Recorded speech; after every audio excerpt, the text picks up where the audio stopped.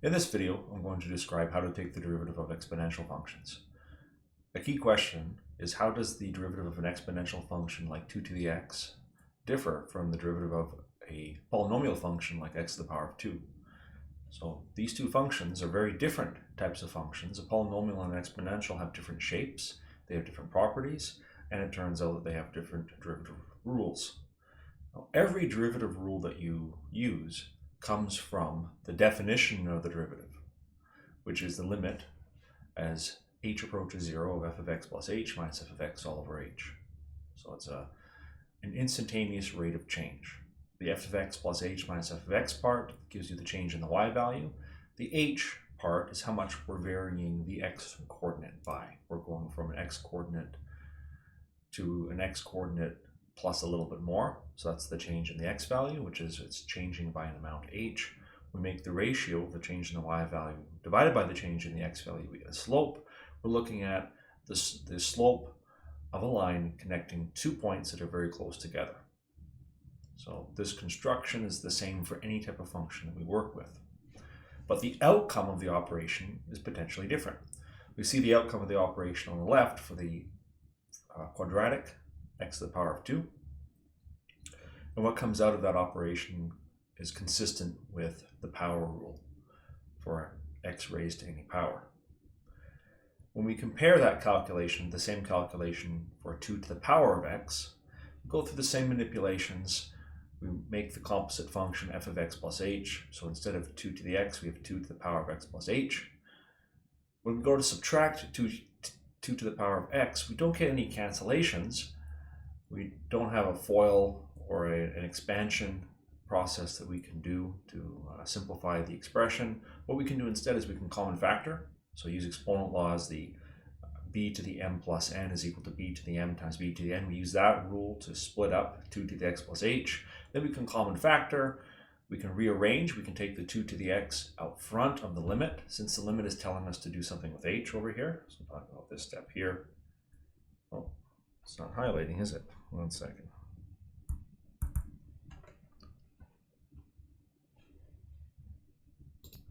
So I'm talking about this part right here. Taking this 2 to the x term that's there and bringing it out front. We can do that because the limit operation is telling us to do something to h, not telling us to do something to x. So we take it out front. Now we have 2 to the x being the only part of the expression with the variable in it, the only function part of the expression, multiplied by the limit of 2 to the h minus 1 all over h.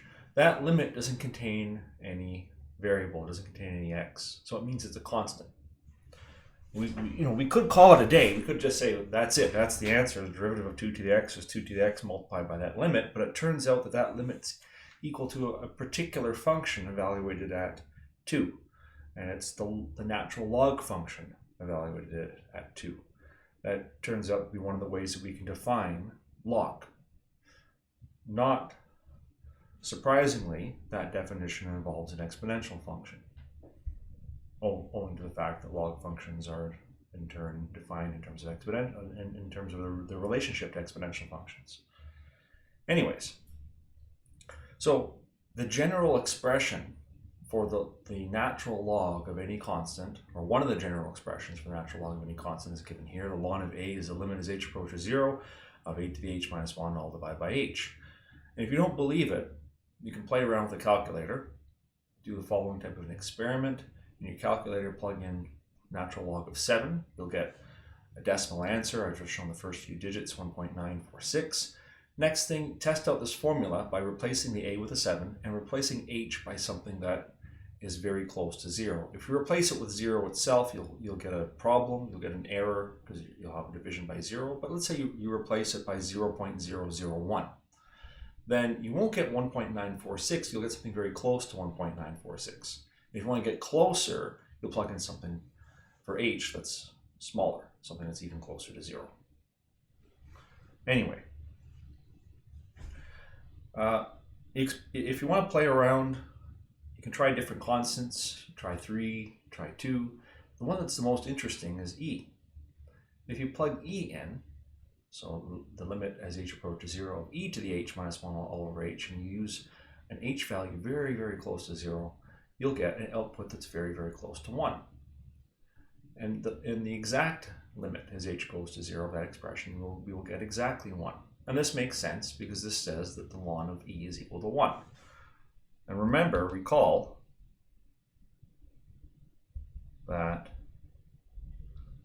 ln means log with the base of e. This is just the cancellation law. Log base e of e is equal to 1. And so it's all consistent. Owing to that definition of the derivative of a to the x, we'll start with our first derivative formula that we'll memorize, the derivative of e to the x. It's the nicest derivative. It is a function that is its own derivative. The derivative of e to the x is e to the x. And we can combine this with the chain rule. If we replace the x with the general function w, this gives us a new version of the chain rule. The derivative of e to the w is e to the w multiplied by w prime. We can compare this to, let's take the derivative of f of x equals w to the power of 3. F prime of x is 3w squared multiplied by w prime. So the difference between taking the derivative of e to the x and taking the derivative of e to the w is we have a multiplication by the prime of w. So multiplication by the derivative of the inside function. That's the chain rule. If you're taking the derivative of a composite function, a function of a function, you have to multiply by the derivative of the inside, by the function part that's being plugged into the outer function. I've written it in the alternative notation here, df by dw times dw by dx, as a reminder that that notation exists. You might see some problems that use that notation. And I mentioned in the first set of videos, I'll mention it again, that there's a second. It isn't just that this notation has some nice properties and reminds us about what a derivative means, but there's a second reason why I'm talking about this notation. It's that it's going to be important later on. We'll have a use for it.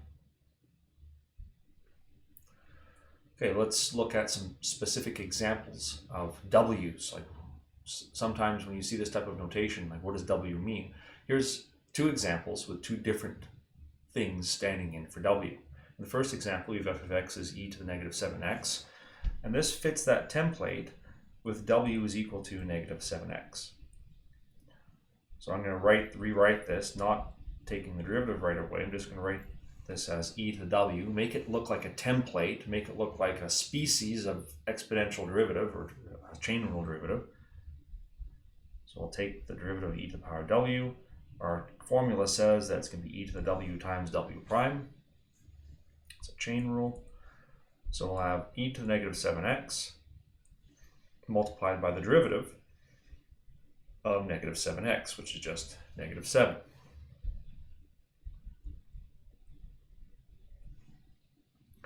That's perfectly fine to leave it that way, but if you were looking at the back of a textbook where there's solutions, you will see it rewritten with the constant out front. So I'll do that.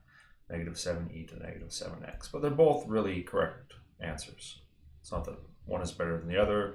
It's just that some group of people at some point in time decided that constants have to go after functions whenever you write anything down formally. So I'll do the same. Next question is exactly the same as this one. It looks more complicated, but it's only slightly more complicated. We fit it into the template. F of x is equal to e to the power of w, so it has the same structure. Our w is more complicated, just barely. Instead of negative 7x, it's x to the power of 3 plus x squared. So this w prime is going to be 3x squared plus 2x, which will plug into our general derivative formula of e to the w times w prime. And then substitute in w again, e to the x cubed plus x squared, times the derivative of w, which we calculated as 3x squared plus 2x. And then this can be reordered as well. You can put the polynomial term in front of the exponential or leave it on the back. Just like we could have left the -7 off on the right-hand side, multiplied by the exponential part, and they both are correct expressions. Okay, the new rules we just learned for taking derivatives of exponential functions can be combined with our old rules, with our quotient rules or our old-fashioned chain rule, I'll call it, for function to a power, and like the example here, product rules. This function f of x is actually two functions multiplied together. The first function is a polynomial, x to the power 3. The second function is an exponential, e to the power 7x. And to take the derivative, we need the product rule. So I'll call the first part a, and the second part I'll call b. Write them off to the side. A is x to the power 3.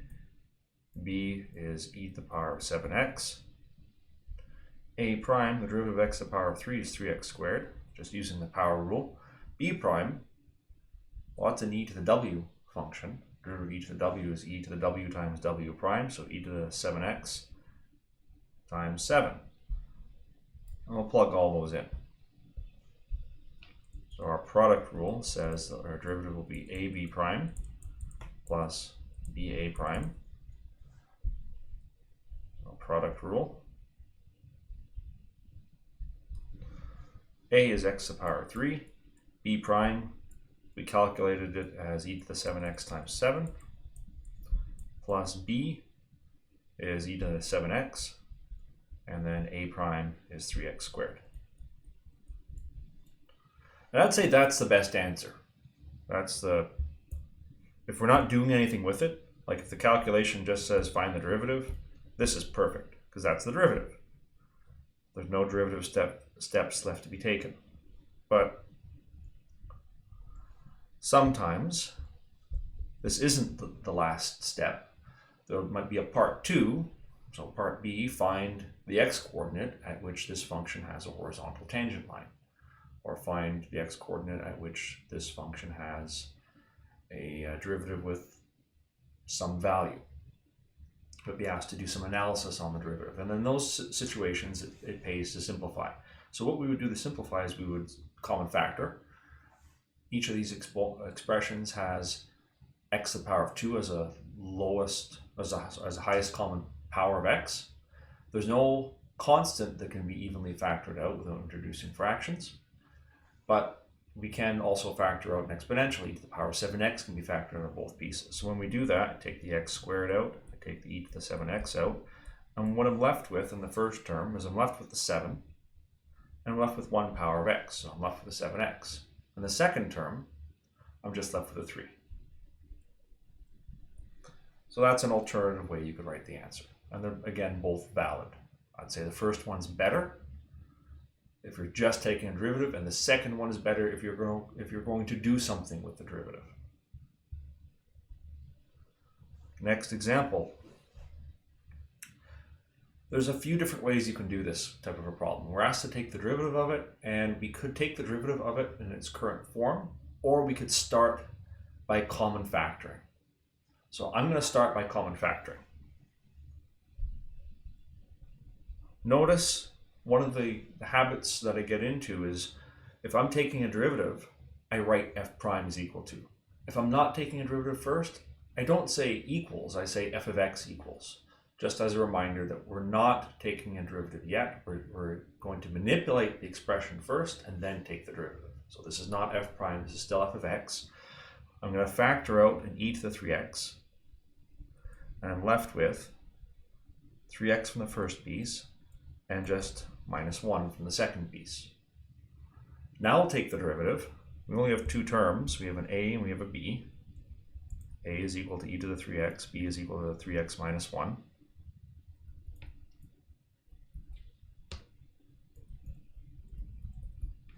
A prime, this is an e to the w derivative again. We're going to have e to the w, so e to the 3x times w prime, 3. For b prime, the derivative of 3x is 3. The derivative of -1 is 0. It's a constant. We're going to plug everything in.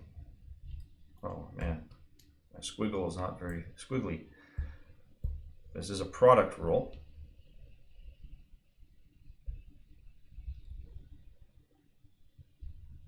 So we have f prime of x now is ab prime plus ba prime. And now we'll substitute in the ingredients that we found.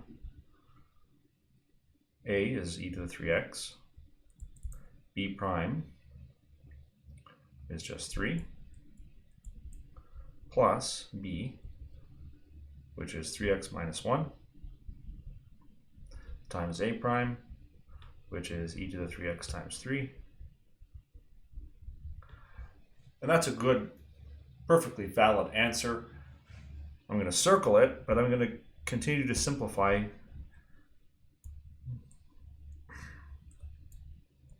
because sometimes we want to do that.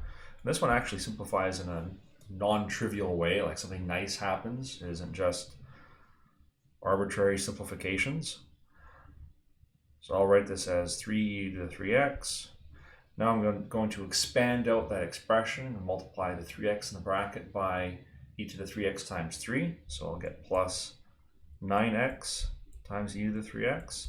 And then multiply the negative 1 by e to the 3x times 3. So minus 3 e to the 3x. And look what happens. Our first term and our second term are equal with opposite signs. So they're going to cancel. They destroy each other. And we just left with a single piece. 9x e to the 3x.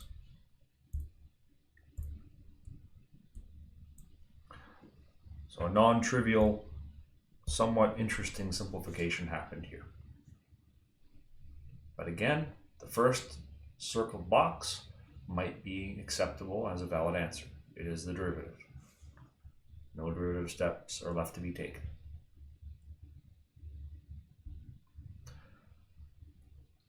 Well, this is a reminder. This example is similar to the examples we already looked at, but it's also a reminder of the fact that we can take the derivative of a function multiple times. So this is called, this 2 prime thing is called the second derivative. We didn't talk about higher derivatives last week, but we could have. And they're going to be important pretty soon when we talk about optimization, finding max and min. So the second derivative, the way to think about it is, you take the first derivative, you get a new function, and then just take the derivative of that new function. And that'll give you the second derivative of the original function. So that's how we're going to approach this. I'm going to say that f of x is 3 times e to the power of w, and then take the derivative. F prime of x is, remember that rule from last week? If we take the derivative d by dx of a constant times f of x, we'll get the constant times d by dx of f of x. Well, we have to use that rule here. That 3 just waits outside, and we take the derivative of e to the w. We're going to get 3 multiplied by e to the w times w prime. So I'll write out that stuff, e to the 5x plus 1 multiplied by the derivative of 5x plus 1. The derivative of 5x is 5. The derivative of the 1 is 0. 5 plus 0 is just 5.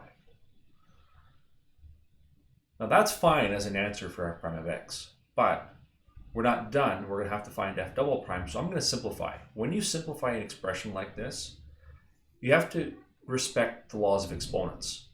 You cannot combine the 3 with the e to the 5x plus 1 because they're raised to different powers. But you can combine the 3 with the 5. They're both raised to the power of 1. I'm going to put them both combined out front. 3 times 5, 15, times e to the 5x plus 1. And that's our first derivative. So we completed the first derivative. We found the first derivative. Now take the derivative again. Of this to get f double prime of x. So I'll change colors. F double prime of x is equal to, so this is 15 e to the w. We're going to get 15 e to the w times w prime. using the same techniques. E to the w, so e to the 5x plus 1 times the derivative of 5x plus 1, which is again 5. And then we can use simplification if we want. Multiply 15 times 5, 75, times e to the 5x plus 1. And that would be our final answer. And there isn't really any type of inviting simplification to make either way. And just be careful when you're reading these things. Pay attention to what's inside the exponent and what's outside the exponent. So recognizing the fact that the plus 1 is in the exponent, that's part of the problem, being able to read the mathematical expression.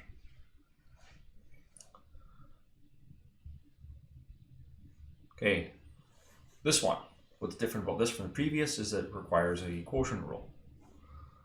So this is a top function over bottom function, t over b, quotient rule. What else is different is it's not asking for f prime, it's asking for df by dx, which is the same thing as f prime, it's just a different notation.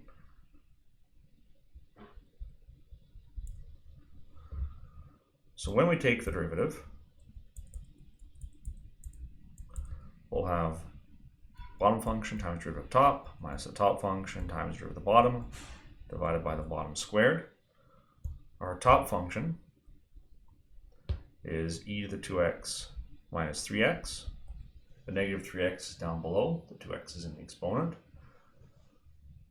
We take the derivative of that for t prime. We use the e to the w times w prime, so we need a chain rule inside this quotient rule. E to the 2x times 2.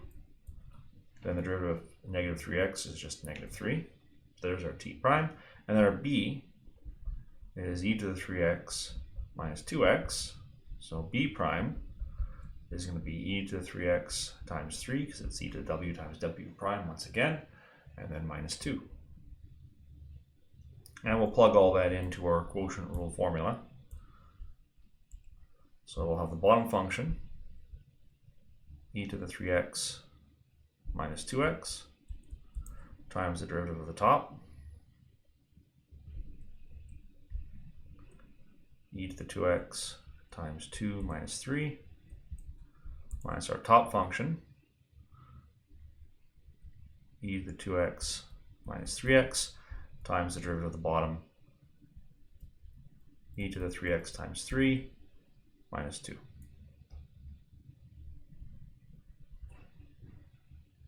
All divided by the bottom squared.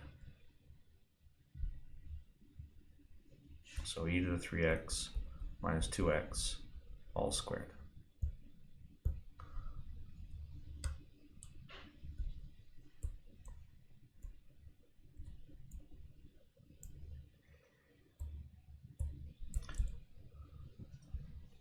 And I'm going to leave it like that, because a question like this is generally going to be accompanied with an additional instruction which will say, do not simplify your final answer. So just leave it alone, don't mess with it, don't try to factor stuff, don't try to make it neat and clean, you leave it messy.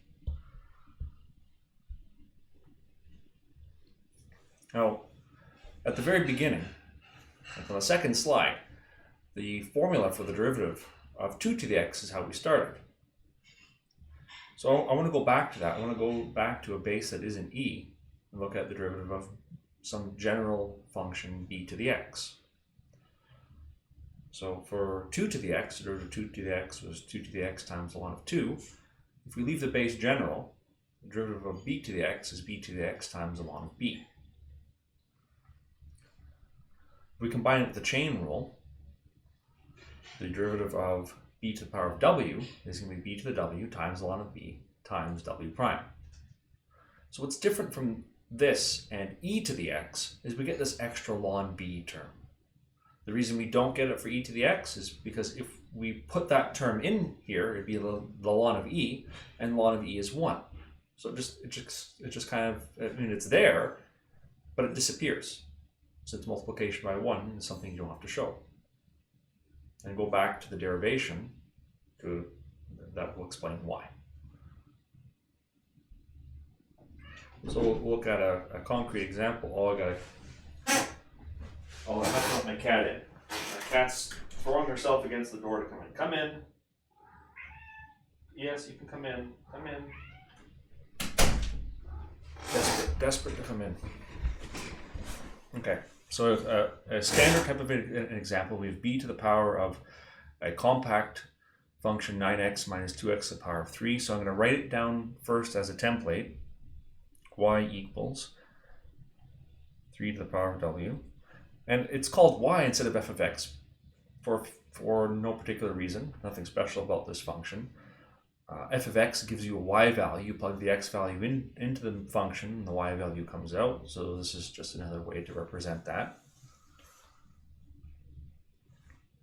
So in this case, w is 9x minus 2x to the power of 3. When we take the derivative, y prime, we're going to get 3 to the w times w prime times the ln of 3. So I'll put the ln of 3 in the middle, like it was on the previous slide, not the end. And then sub everything back in. So w is 9 to the x, 9x minus 2x to the power of 3. Ln 3. Where did the cat go? Oh, she's on her chair. Okay.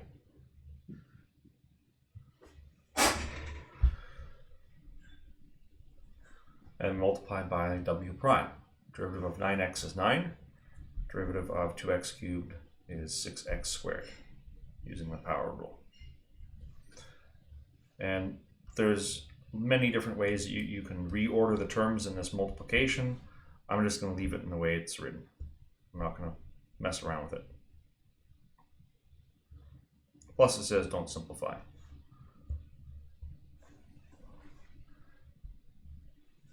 Okay, let's combine it now with another derivative rule. Here we have a product rule with two functions multiplied together. We have a polynomial multiplied by an exponential. So I'll label it. This is a. This part here is b. So a is x to the power of 3.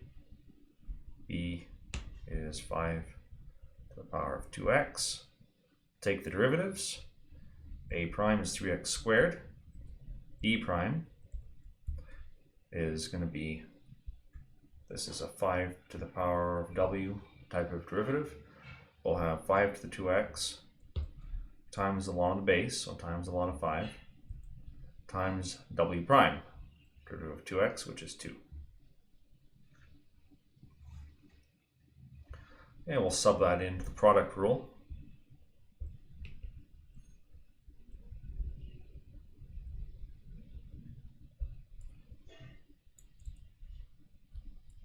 So now this is not h of x, this is h prime of x. We'll have ab prime plus ba prime. So x cubed times that long expression that was just written out there. 5 to the 2x times the ln of 5 times 2 plus b times a prime, 5 to the 2x multiplied by the derivative of x cubed, which was 3x squared. And it says don't fully simplify, and I'm not even sure what that means, and I wrote it myself. I interpret that to mean don't simplify at all. To simplify this would mean to factor it, I think. You'd factor the 5 to the power of 2x out, since it's common in both terms. You would factor an x squared out, and then you'd have a bunch of leftover stuff.